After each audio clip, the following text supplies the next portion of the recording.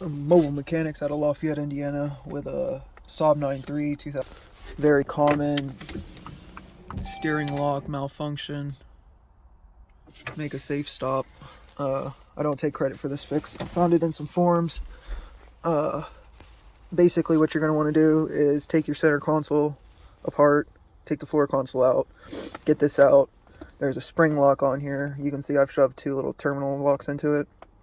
You have to press it down, shove the terminal locks in there, or whatever you choose to fit in there. You just got to make sure that you get a really nice tight fit that's not going to move, because when you start to move this key around, those will fall out if they're not tight. The second thing you need to worry about is the steering lock, which is this guy right here. A lot of people, they say that it's not able to be removed when the steering wheel is locked. My steering wheel was locked. A lot of people have used a pry bar or a cutting tool to get in there and cut the housing off so that this slides off. You don't need to do that. Tighten this all the way.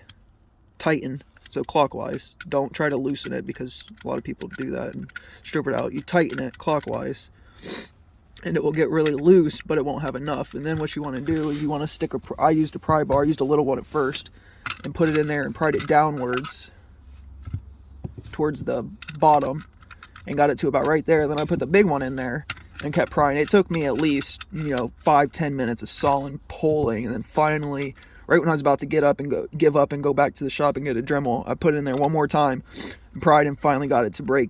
And then it was down like this for a second outside of it, and I still wasn't moving, so I didn't think it was going to work. And then I tried again and finally got it all the way out. Actually, it doesn't even look like it broke. It looked like it, oh yeah, it did. Yeah, it broke. And then once that came out, I was able to move this back and then pull it down. Only thing that's left to do is to run 2 wires. I'm going to drill a hole right here and put a toggle switch, run them up through here, and to the starter relay. 2 wires, one will go to the battery negative, the other will go to a terminal post on the starter relay, and then come back here. So what you'll basically do is you'll just put the key in, turn it, and then flip the starter switch. Car will start, and since this is unlocked now, you're good to go.